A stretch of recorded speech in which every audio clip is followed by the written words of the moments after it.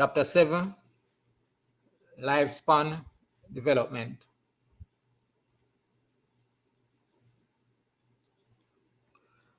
So in this chapter, fundamental knowledge of the emergency medical services systems, emergency medical, legal, ethical issues to the provision of emergency care will be applied.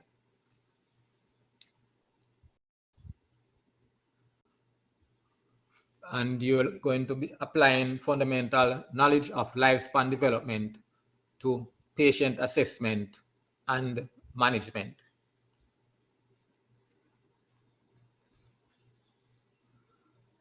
Introduction. So from birth to death, there is a wide range of development that takes place in the body.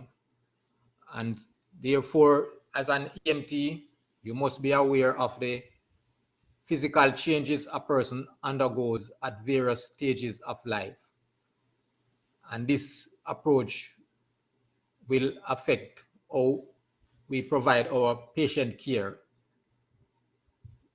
So an infant and a child will relate differently as against an adult,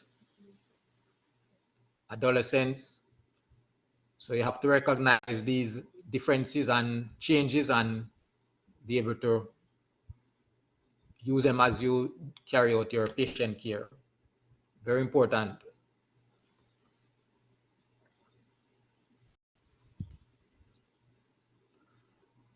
So a neonate is newborn from birth to 1 month, while an infant is from 1 month to a year. And we'll see various developmental changes taking place as they progress during that stage.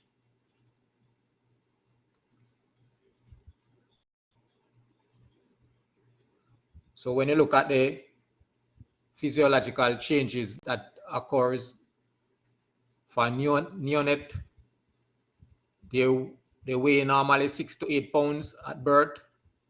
Recognize that their head is approximately 25% of their body weight. So when you compare the weight to the body, you would say it's a larger proportion as compared to an adult whose body would be larger in comparison to their head. So right there you see a change that will affect how we care for these populations. Growth of about 1 ounce per day, and their weight triples by the end of the first year. So by the end of the first year, their weight would have tripled. And we are talking about neonates.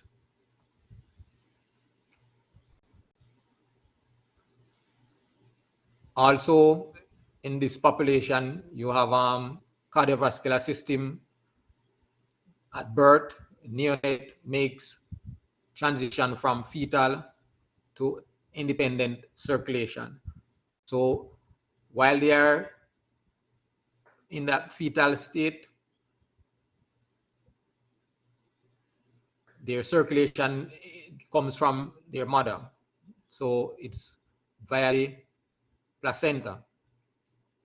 At birth, they have to transition from that fetal circulation to independent circulation. And as I mentioned, when we were looking at the heart, once they are in the fetal state, then you have a hole is in the septal wall where the circulation is going in a different pathway as it is when they're born. So recognize that also. So that transition have to occur as they take their first breath. That transition have to take place. So they are moving from that fetal to independent circulation. They have to be able to circulate on their own, and just the same, they're gonna be breathing on their own. So their pulmonary system, infant younger than 6 months are prone to nasal congestion. They are predominantly breathing via their nose, and so any little obstruction to their nasal passage, they'll become congested. And if you are called to this population and complaint is difficult breathing or they sound congested, then you should assume that there is mucus or some obstruction to their nasal passage. Infants have larger tongues and shorter, narrower airways, so ear obstruction is more common than in older children or adults. So again, when you compare the size of their tongue relative to the mouth, it's gonna be a larger comparison, so it's easily obstructed, while their ear passage is narrow and shorter, so it can easily become obstructed. You have to make sure you don't hyperextend or hyperflex them, otherwise it can easily close off or occlude their circulation, their airway. So you have to recognize these differences, these developmental stages, and know how it affects your care for the various groups that you will be called to.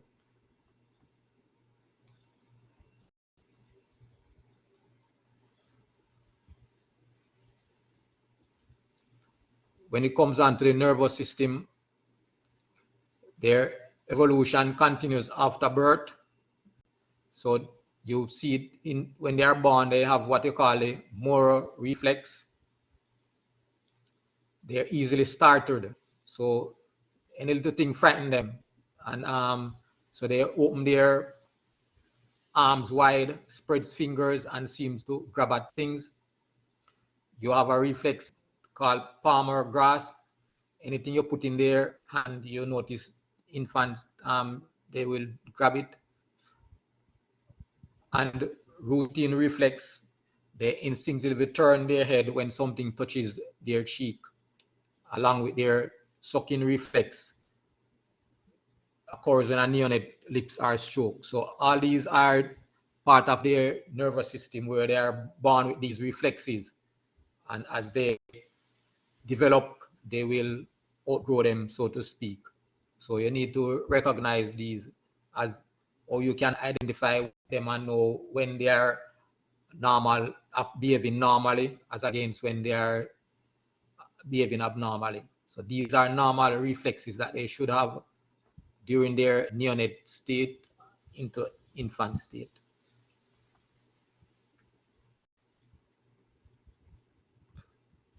We mentioned the bones of the cranium, and I said earlier on, at neonate state and infant state, their bones of this cranium will not be fused. It is made that way so that when during the birth process, this head can be shaped to form for the birthing process, and as they are growing, it will become fused. So it gradually to be fused over time, but initially it will have those what we call opening or fontanelles. So it's the spaces between the bones that eventually fuse to form the skull. The posterior fontanelle fuses by 3 months, so those occur earlier. The posterior fontanelle, that is the one at the back of the head, and the anterior fontanelle fuses between age 9 and up to age 18 months before they are fully fused. So imagine if you are called to a neonate or an infant and you observe that the fontanelles are sunken, that is indicative of dehydration. And the opposite side, if they are bulging, that could be indicating intracranial pressure, raised intracranial pressure. So these are things that you can know and use in your assessment and management of your patient in these populations. So it's very important to know the different developmental stages. Lifespan development will determine what you expect to be normal for a set of population that you'll be dealing with. And there we have it. So the anterior fontanelle is there, and it says that it takes longer to fuse. The posterior ones, within a shorter period of time, they become fused. And you know that purpose for it is they were there like that to allow for the forming of the head while the neonate is being delivered. Nervous system continue. So we talk about the reflex that they have also. 2 months of age, they start to track object with their eyes and recognize familiar faces. At 6 months of age, they start to sit upright and babbling. At 12 months of age, that's where you see they start to walk with minimal assistance. So again, you are called to a case and the child is, infant is up to 12 months, you're expecting them to be able to express that situation where they can be walking. So it's just to use as a guide to recognize when the child, the infant or neonate is behaving abnormally or when they are expressing their normal physiological behavior. With their immune system for this population, neonates and infants, they are maintain some of the mother's immunity. So up to 1 year, they will still be able to benefit from their mother's immune system. So while they are a fetus, they get their immunity from the mother, and it can pass on during breastfeeding. So they will have that level of immunity up to even 3 years. And then after that, they will have to get their own immunity.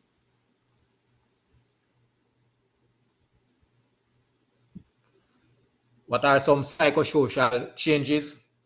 So begin at birth and evolve as the infant interacts with the environment. And we will see here where the various changes that takes place in the population from 2 months all the way up to the 1 year. And you can look at that diagram, that table, and know the different changes. So as it relates to psychosocial changes, crying is the main method of communicating distress, and they after a while you can identify with the different cries that the infant makes. They will give different cries for a different situation, but you will also have a unique cry that they will make when they are in certain distress. And you can, as a parent, you can relate to it, but as a caregiver, you can go on the scene and recognize and ask, and parents can tell you, are they behaving normally or they're expressing some abnormal behavior based on their developmental stage that they reach. So infants develop relationships with their parents or caregiver at different rates.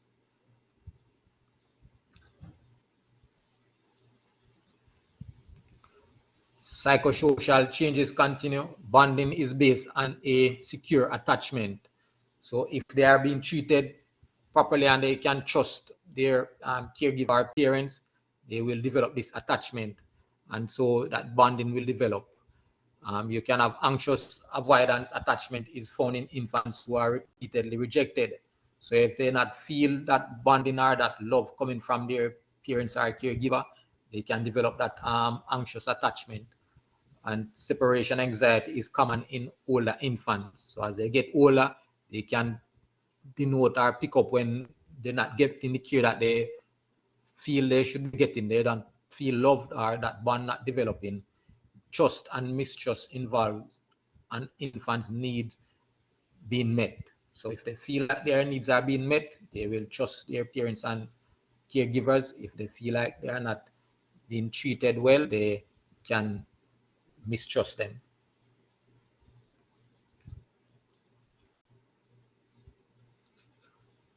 So we move from neonate, which is the first month, and then infants, which is say from first month to a year.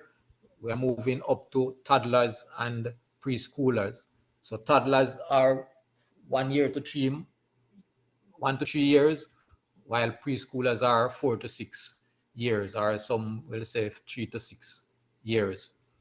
So the cardiovascular system of a toddler or preschooler is not dramatically different from an adult.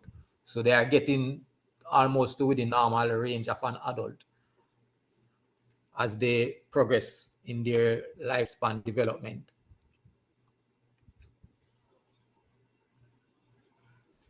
So preschoolers, 3 to 6 years, their pulse gonna get into the 80s to 140, and for the neonate or infant, it would have been faster. So the younger they are, the faster their heart rate, and for those infant, you would have it up to 160.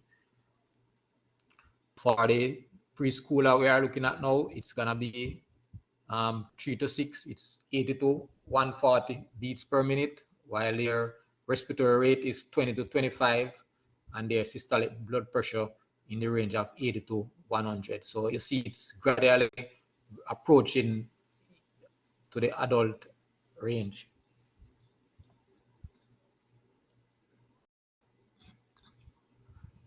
For the preschooler, do not have well-developed lung musculature, so their muscles are not for the lungs are not fully developed, and that's why they will not be able to breathe that deeply. So they will still have to rely mainly on their diaphragm. Weight gain should level off. So earlier, when the neonate just born, they will lose weight and then start to put it on, and then at preschool toddlers level, they start to level off with their weight gain. Passive immunity is lost, and that's why we say what they had gained from their mother in the fetal state coming up to first 3 years, it start to lose it, and they will have to gain their own immunity. Neuromuscular growth also makes considerable progress at this age. Average age for completion of toilet training is 28 months. So they start to know how to use the toilet, and up to 28 months, they can be fully trained.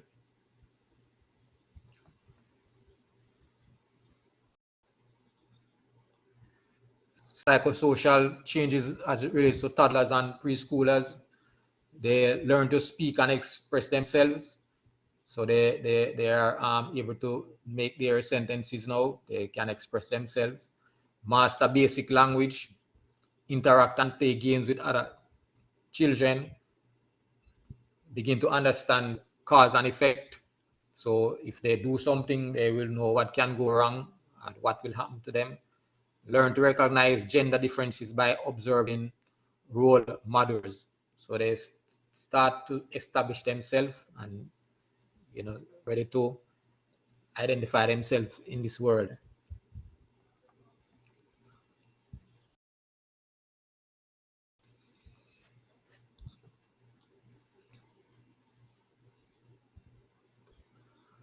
So we are moving up now to school age children. So this is their pediatric population, 6 to 12 years of age.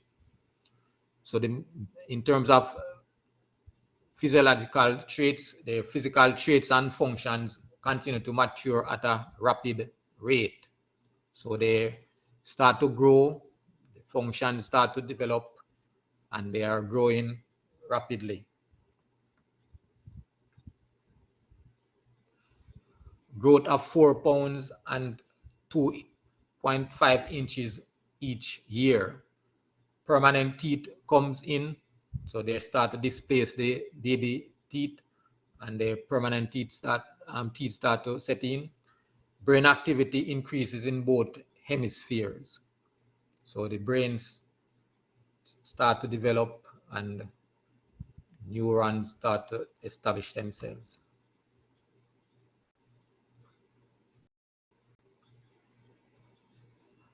Psychosocial changes with school-age children. Pre-conventional reasoning. In this, children act to avoid punishment and get what they want.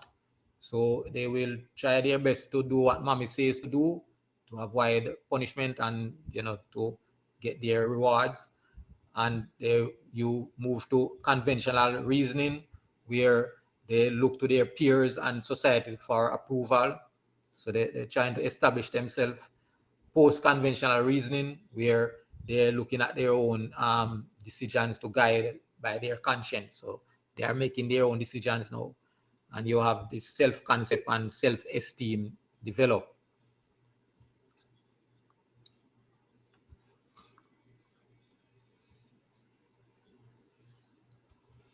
So moving from the school age, you're going up to the last stage of the childhood would be adolescents, teenagers, and this is your population from 12 to 18 years. And you realize that this is one of the most problematic areas of the development of the child.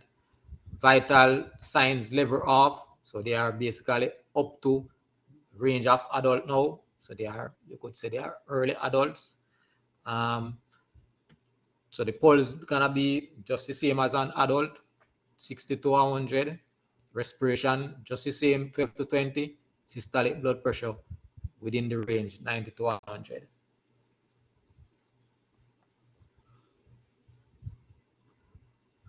What we notice with these populations, teenagers, 2 to 3 years growth spurt. So in 1 year, you can realize that they grow what they would have done within 2 to 3 years.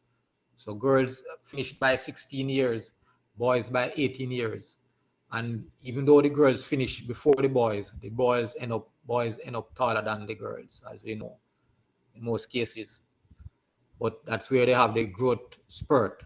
So their rapid growth. This is where you have the reproductive systems mature. So the secondary sexual development takes place, and we mentioned the genital system. So that's where they have their sex hormone, the progesterone, and the estrogen. So these hormones are triggered, and they have their sexual development takes place. They have voice change, menstruation begins, acne can occur. You have the facial hair, arm hair. All of those changes takes place that denotes male and female. What are some psychosocial changes as it relates to adolescents?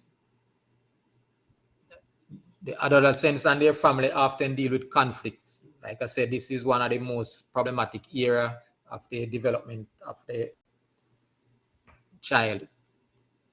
They start to assert themselves and they create their own identity. So conflicts gonna arise because they want to do things their way, and mommy is trying to tell them, or daddy trying to tell them right from wrong, and they're gonna see things their own way, and peer pressure, and we all know the various issues that can arise. But privacy becomes an issue. So if they are in a room, siblings, they want their own privacy at this stage. They don't want to be there with the younger children. Self-consciousness increases, so they are more aware of their bodies, and adolescents may struggle to create their own identity. So there can be issues because in this population, they want to be treated as an adult, but at the same time, they want to be treated as a young child because they want the perks that goes with that treatment, but at the same time, they want to be independent. So there's that issue going on.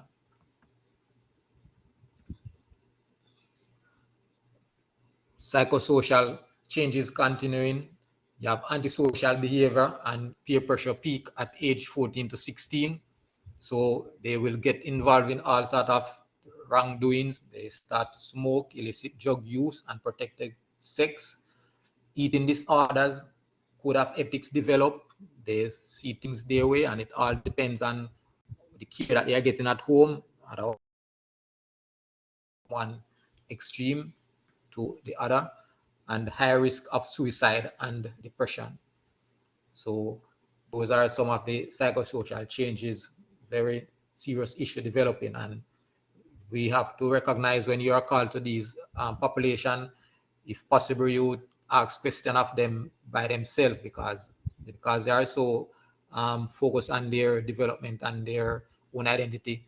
They will try to hide things from their parents, and if you are going to ask questions generally with their parents, they might not tell you the true situation.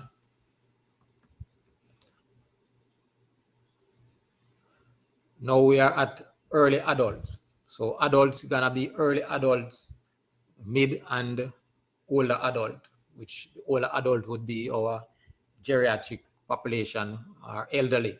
But they put it as 3 levels for the adults. So the children would be our pediatric population. You have the adults, and then you have the elderly. So early adults would be from 19 to 40 years. What we realize, the vital signs do not vary greatly. So we have our standard normal range for the pulse, 60 to 100, respiratory rate, 12 to 20, systolic blood pressure, 90 to 120.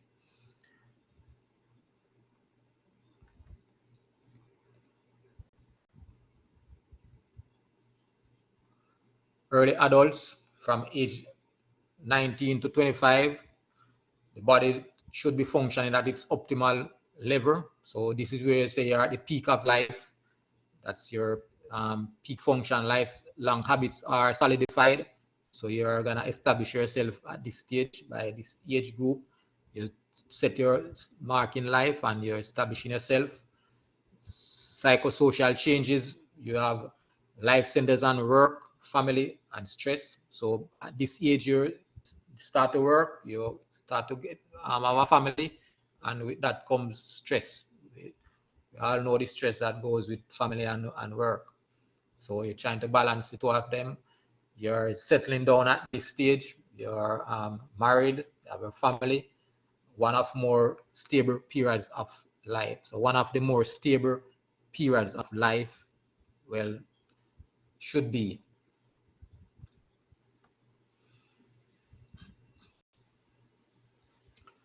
You move from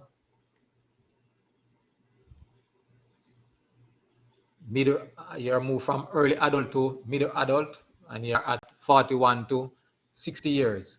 Vital signs remain the same. So all the adult population, basically the vital signs will be normal at 60 to 100 beat for the pulse, respiratory rate 12 to 20, systolic blood pressure 20 to 140. We realize that the blood pressure start to go up a little at this stage because more stress, you have more issues start to occur with the blood vessel.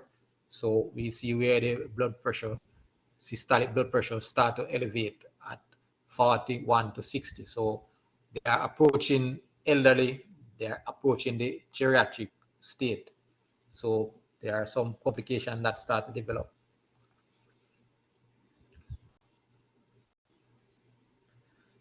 What we see in this population, 41 to 60, we see vulnerable to vision and hearing loss. So we say that they peak at 25 age, but after that we see where problems start to set in. So vulnerable to vision and hearing loss. Cancer incident increases. The main cause of death in this population is going to be cancer. Menopause occurs in late 40s or early 50s, and diabetes, hypertension, weight problems are common. The exercise and healthy diet can diminish the effects of aging. So everything is about proper dieting, exercise. We have the 8 natural benefits of healthy lifestyle, and that should help you them go through that process and have less complications. But if not, you'll have the process of diabetes coming in, hypertension, because we say plaques start to develop in the blood vessels, and uncontrolled issues will lead to those problems, and lack of exercise, weight problem, and we have a whole host of chronic illnesses that will come along in this age group. Psychosocial changes with middle adults, we say 41 to 60, they're gonna focus on achieving life goals. So they know that they are approaching elderly stage, and whatever they didn't accomplish before, it's now a rush to accomplish it. So they are hoping to accomplish their life goal. They readjust lifestyle as children leave home. So they would have worked hard to care for the children. Children leave home, they have to readjust to being by themselves.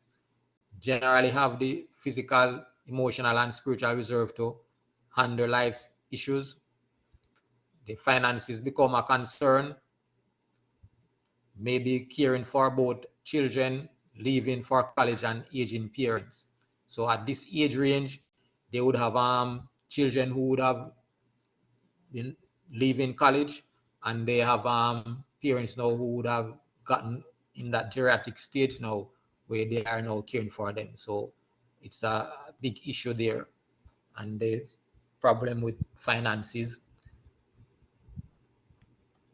So when you get called to these patients, you have to understand when they are stressed, you can understand and, you know, be empathic and, you know, try and relate to them, put yourself in their shoes, and don't be judgmental.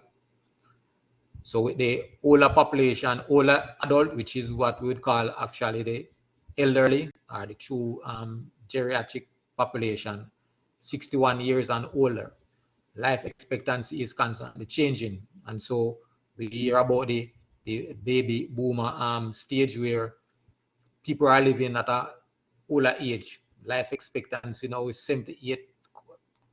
10 or 20 years ago, it was like in the 50s. Now we see people living longer because of better health care. People are exercising more and taking care of themselves more. So we realize that life expectancy is longer now, but with that comes with other issues also. So with this population, the cardiovascular system has declined with age, largely due to atherosclerosis, which is the buildup of plaque in the blood vessel, and this gonna cause occlusion of the blood vessel, or partial occlusion, and so the cardiac output will decrease, heart rate decrease, vascular system becomes stiff, so the blood vessels cannot constrict and dilate as they should to accommodate for demands, and so you will have issues with the heart. Ability to produce replacement blood cells declines, as does blood volume. So it might not be an issue normally, but when they have a problem, there's bleeding and blood cells should be replaced. It cannot replace so readily, and so they can easily well become hypoxic. And also the blood volume, 5 to 6 liters, is not there anymore in the chamber to circulate, so you naturally will have drop in their cardiac output.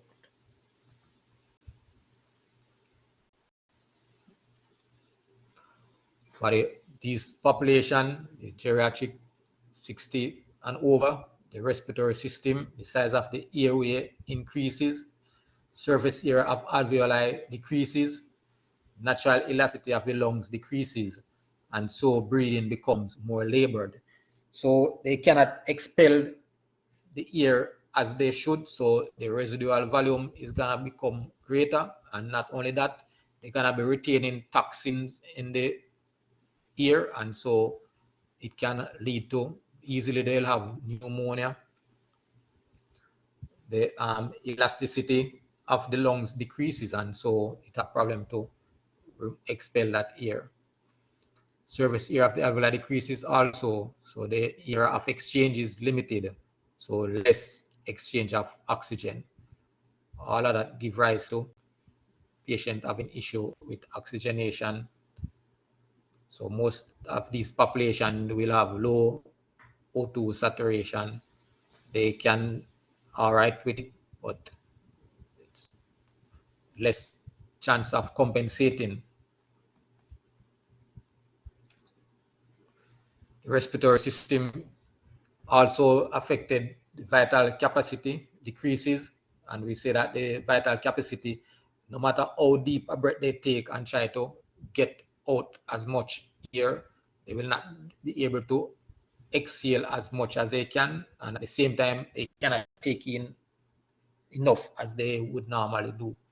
So the chest become more rigid and fragile, cough and gag reflex diminish, and that plays a serious part because you're supposed to be able to cough and gag to remove mucus and get rid of foreign bodies. They will not be able to do that. So most of these toxins or foreign bodies gonna go into the lungs and set them up to have pneumonia easily.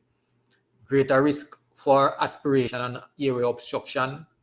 Even the cilia that lines the air passage, they are gonna be decreasing also.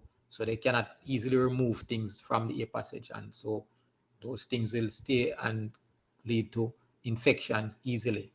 And the chest becomes more rigid and fragile, affect the expansion and their ventilatory status.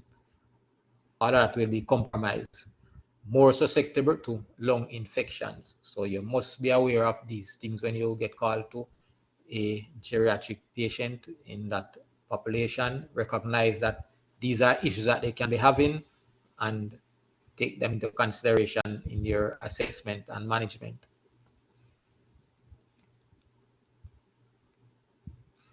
The endocrine system, and we say this is a system that helps to regulate body functions. So insulin production drops, metabolism decreases, reproductive system changes to some extent. So even though they might still have the urge for sex, but for the male, the possibility for erection diminish, and all of those function will decrease. But insulin production drops off, so therefore they easily become diabetic because they are gonna have excess glucose in the blood, not being able to pass into the tissue, and metabolism decreases.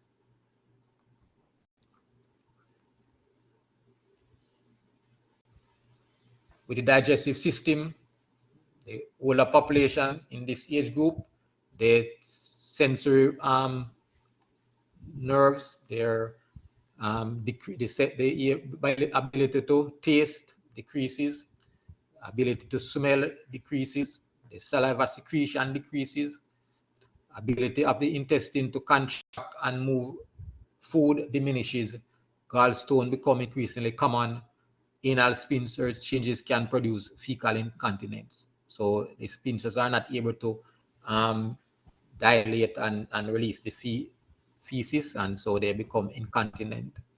Their intestine not contracting and move food diminishes, so they become constipated, and saliva secretion decreases, so their whole ability to digest food diminishes.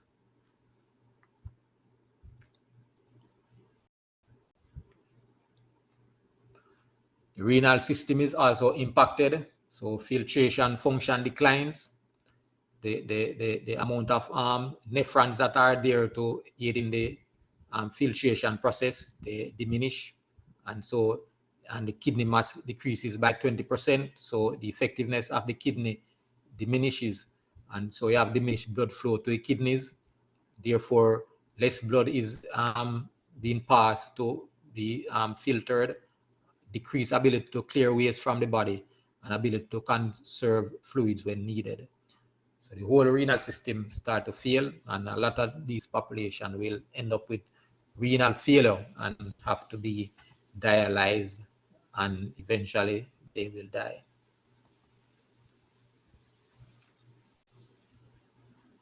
The nervous system is also impacted. Motor and sensory neural networks become slower, so the whole reaction is sluggish. Neurons are lost, but there is no loss of knowledge or skill. So even though neurons are lost, the pathways are being recreated, and so they will still have their knowledge intact and That's why we cannot be judgmental and say that old people, they don't have any reasoning ability.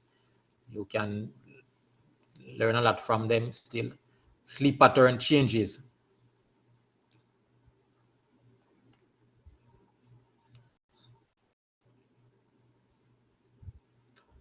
These older adults, the nervous system affected in that age-related shrinkage creates a void between the brain and the outermost layer of the meninges. We talk about the meningeal layer that surrounds the brain and the spinal cord and have the cerebrospinal fluid. So once there is shrinkage of the mass of the brain, then it's gonna actually pull away from the cranium and you're gonna have void or space around it. So if there's an impact, the brain will be moving in that vault and can cause contusion, tearing, shearing of the bridging veins.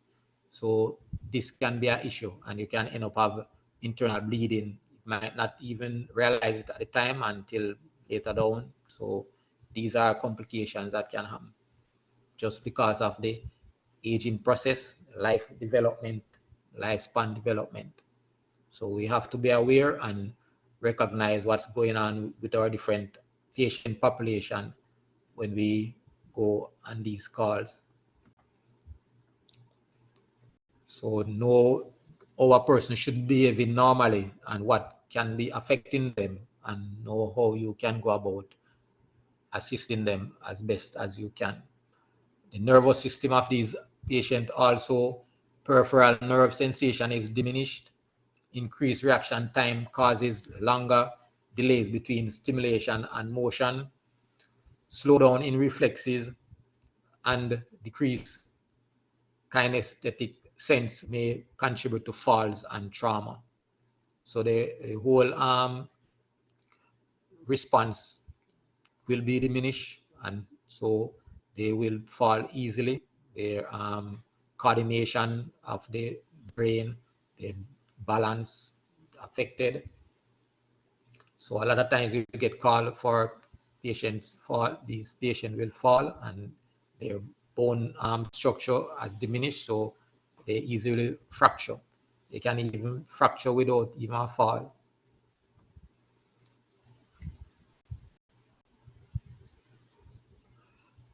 Sensory changes. Most adults can see and hear well. May need glasses or hearing aids. Visual distortion are common. Hearing loss is 4 times more common than vision loss. But again, you can't be judgmental. Not because a person is a geriatric patient, you're gonna say not automatically they can't hear and can't see you.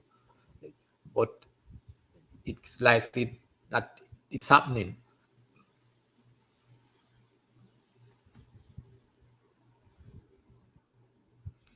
Psychosocial changes in these population. Until about 5 years before death, most people retain high brain function. So normally we say the brain will shrink and the neurons will be diminished, but the pathway will still be there, or it will create new pathway, and so the brain function can remain still high.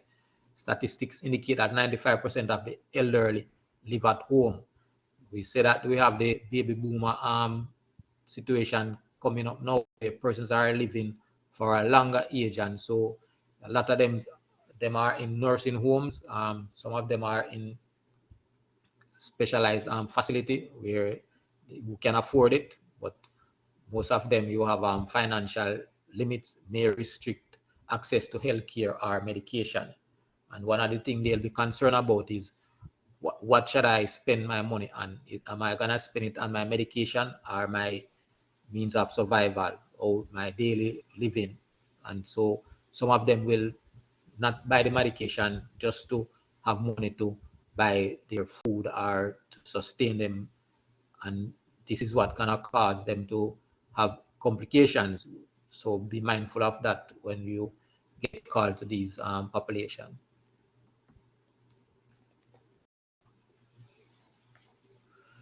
Psychosocial changes continue. More than 50% of all single women in the United States who are 60 years of age or older are living at or below the poverty line. That's a real serious case, and a lot of them are family members are not looking out for them anymore, and they have to fend for themselves, and a lot of them, their little pension cannot cope, and they didn't expect to live so long, and so they're basically just barely surviving. Elderly need to face their own mortality, and so they will notice other elderly persons around them dying, and it is something that they know is coming, and even that can bring on stress on them. Isolation and depression can be challenges. So again, do not be judgmental. Just recognize what is happening and be that advocate for this population, as we are to be for all our patients. And that is the end of chapter 7, lifespan development.